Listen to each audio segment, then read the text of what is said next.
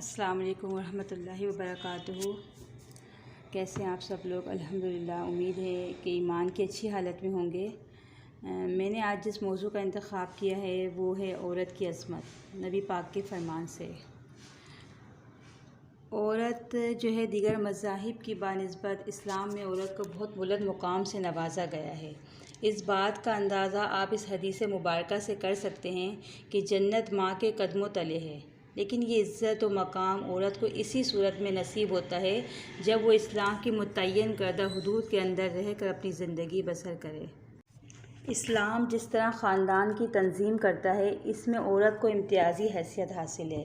اسے گھر کی ملکہ کا درجہ دیا گیا ہے، جبکہ مرد پر روزی کی ذمہ داری عائد کی گئی ہے۔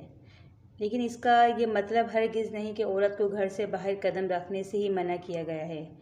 آپ صلی اللہ علیہ وآلہ وسلم نے فرمایا کہ اللہ تعالیٰ نے تمام عورتوں کو اپنی ضروریات کے لیے گھر سے باہر نکلنے کی اجازت دی ہے، لیکن اسلامی حجاب و حیا کا مظاہرہ کرتے ہوئے، باپردہ ہو کر، نمود و نمائش کر کے ہرگز نہیں۔ اللہ تعالیٰ نے عورتوں کو یہ حکم دیا ہے کہ گھروں میں وقار کے ساتھ بیٹھی رہو اور زمانہ جاہلیت کے سے بناؤ سنگار نہ کرتی پھرو۔ لیکن آج ہمارا معاشرہ کس طرف جا رہا ہے؟ آج عورتیں جس طرح بناؤ سنگار کر کے بازاروں میں گھومتی نظر آتی ہیں، اسلام میں اس کی سختی سے ممانعت ہے۔ آج عورت کی بے لگام آزادی، اس کی بے راہ روی اور اپنے فرائض سے غفلت نے اسے چراغ خانہ سے شمع محفل بنا کر رکھ دیا ہے۔ آج وہ اشتہارات کی زینت بن کر چیزیں بیچتے خود جو ہے نا ایک چیز بن گئی ہے۔ عورت کا جو ہے بہت بلند مقام رکھا ہے۔ نبی پاک صلی اللہ علیہ وآلہ وسلم نے بھی عورت کی عظمت کے بارے میں بہت کچھ فرمایا ہے۔ اسی طرح ایک اور جگہ نبی پاک صلی اللہ علیہ وآلہ وسلم نے فرمایا، جب بھی کوئی بیوی جو ہے اپنے شوہر کو تکلیف دیتی ہے تو جنت کی خوبصورت حور اس کی بننے والی بیوی کہتی ہے، یعنی جو جنت میں حوریں ہوں گی وہ بھی ایک حور اس آدمی کی، نیک عورت کی آدمی کی بیوی بنے گی حوروں میں سے۔ تو وہ کہتی ہے کہ اللہ تجھے ہلاک کرے۔ کون کہتی ہے؟ جنت کی حور، کہ اس کو تکلیف نہ دے، وہ تیرے پاس مہمان ہے جو عنقریب تجھے چھوڑ کر میرے پاس آئے گا۔ یعنی اپنے شوہر کو تکلیف دے کر جنتی معصوم حور کی بد دعا نہ لیں، بلکہ خدمت و اطاعت میں آگے بڑھیں۔ دین اسلام نے عورت کو بلند شان اور اعلیٰ مقام عطا فرمایا ہے۔ اسلام کی چار دیواری اور چمن میں آپ عورت کو جس حیثیت اور اعتبار سے بھی دیکھیں گے، باوقار، عالی شان اور بے مثال ہی پائیں گے۔ اللہ سبحانہ و تعالیٰ نے زندگی کے ہر مرحلے اور موڑ پر عورت کو کچھ اس طرح مثالی شان عطا کی ہے کہ اگر وہ بیٹی ہے تو ماں باپ کی آنکھوں کا نور، دل کی بہار اور روح کا سرور ہے۔ اگر وہ بہن ہے تو بھائیوں کی عزت اور غیرت ہونے کے ساتھ ساتھ ان کے لیے خوشنما، ٹھنڈی، پیاری، کھلی ہوئی کلی اور مہکتی ہوئی معطر خوشبو ہے۔ اگر وہ بیوی ہے تو شوہر کی محبت اور خوشی کا مرکز ہے، اور یہی عورت اگر ماں ہے تو اولاد کے لیے بہار زندگی ہے، جس کی خدمت کے بغیر دنیا اور آخرت کی عزت مشکل ہی نہیں بلکہ ناممکن ہے۔ عرب معاشرے میں بالخصوص بیوی کو حد درجہ حقارت کی نگاہ سے دیکھا جاتا تھا۔ اہل عرب جو ہے نا بیوی پر ہر قسم کا جبر و تشدد کرتے تھے، مگر آپ صلی اللہ علیہ وآلہ وسلم نے عورت ذلت کی گہرائیوں سے اٹھا کر عورت کو عظمت کی بلندیوں پر فائز کر دیا اور بیوی کو کائنات کا سب سے بہترین تحفہ قرار دیا۔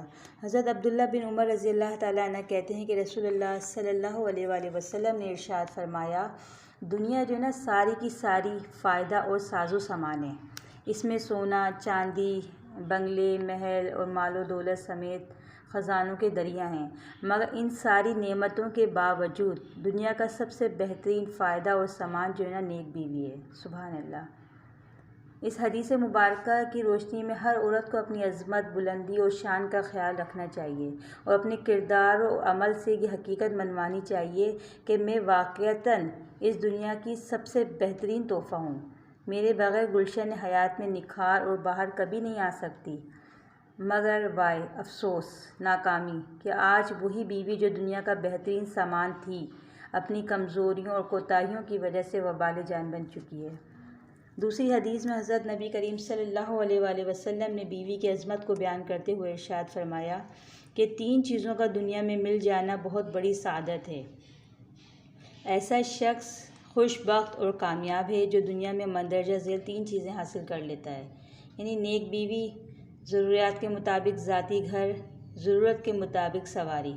یعنی نیک بیوی کا مل جانا باعث سعادت ہے، اور یہی نیک بیوی جنت میں حوروں کی سردار ہوگی انشاءاللہ۔ مقام غور ہے کہ اللہ تعالیٰ نے عورت کو جس قدر وقار، مقام اور شان سے نوازا ہے، آج خواتین نے اسی قدر اپنی عزت کو داغدار کر لیا ہے۔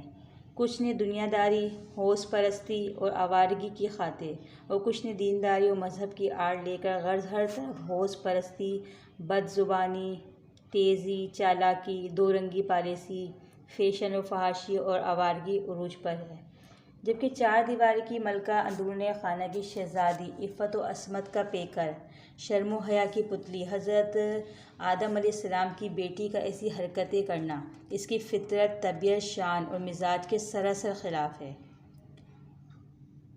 اس نازک دور میں اور معصوم جان کو اپنے اخلاق، پیار اور کردار سے خاموشی، سچائی، پاک دامنی، فرما برداری کو فروغ دینا چاہیے، اور اپنی صلاحیتوں کو بروئے کار لاتے ہوئے بے صبری، ناشکری، بدگمانی، کم ظرفی اور بے دینی کا خاتمہ کرنا چاہیے، جبکہ معاملہ اس کے 100% برعکس ہے۔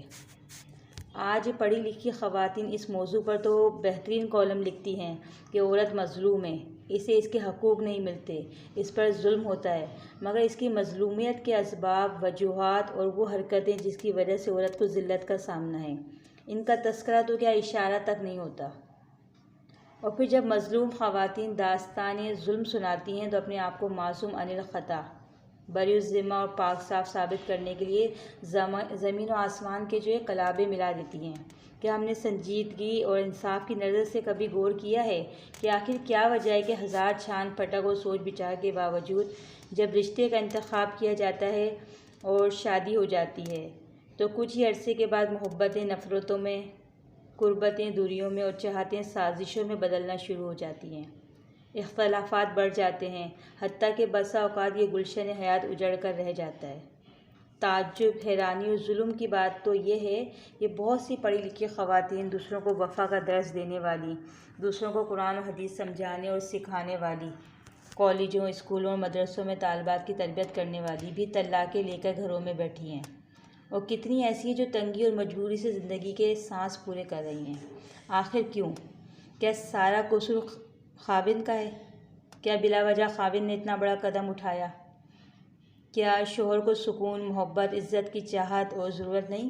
اگر کوئی عورت عاجزی، سادگی اور سچائی کا مظاہرہ کرتے ہوئے تنہائی میں بیٹھ کر اپنے ضمیر سے سوال کرے کہ اپنے ہی نفس سے پوچھے تو جواب یہی ملے گا کہ یہ سب کچھ میری بے صبری، بد زبانی اور بے دینی کی وجہ سے ہوا ہے اور کچھ نہیں۔ افسوس تو یہ ہے کہ زبان کی چالاکی، دل کا فتور اور دماغ کا غرور ہے نا، یہ سوچنے، سمجھنے، اپنے کیے پر شرمندہ ہونے اور اصلاح کرنے کا موقع ہی نہیں دیتا۔ ایسی عورت کے زبانی دعوے کا کیا فائدہ جو زبان سے سادگی اور تقویٰ کی باتیں کرے، دوسروں کو نیکی کی دعوت دے اور خود عمل کے لحاظ سے صفر ہو۔ زندگی کا ایک ایک سانس اللہ کی بہت بڑی نعمت اور مہلت ہے، اس کو ضائع نہ کریں۔ چالاکی یا احساس کمتری کی بجائے اعتدال کا راستے کا انتخاب کریں۔ اپنے کیے پر شرمندہ ہونا، معافی اور عاجزی کا راستہ تلاش کرنا اعلیٰ ظرفی اور کامیابی ہے۔ اپنے خاوند سے بگاڑ رکھنا، اسے حقیر جاننا، قدر نہ کرنا یا جیون ساتھی کا بار بار انتخاب کرنا، یہ شریف عورت کی شان اور پہچان نہیں۔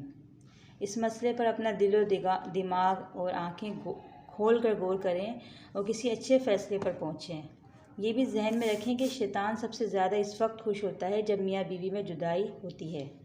کم از کم اپنے کردار سے ایسا ماحول بنائیں، بالخصوص ان حالات میں جب کہ عورت ہر کمپنی کی مشہوری اور میگزین اور رسائل کا ٹائٹل بن چکی ہے۔ مذہبی اور دیندار خواتین کو سطحی اورنجی معاملات کو بہتر سے بہتر کرتے ہوئے اپنے کردار اور وقار میں آگے سے آگے بڑھنا چاہیے۔ زندگی میں سب سے مشکل اپنے ضمیر، نفس اور من کی اصلاح ہے۔ بات سے بات نکالنا، چغل خوری اور زبان درازی کرنا، دوسروں کی عزت پر حملے، تبصرے کرنا، گلے شکوے، الزام تراشی کرنا، یہ آسان ہی نہیں بلکہ ہماری پہچان اور نشان بن چکے ہیں۔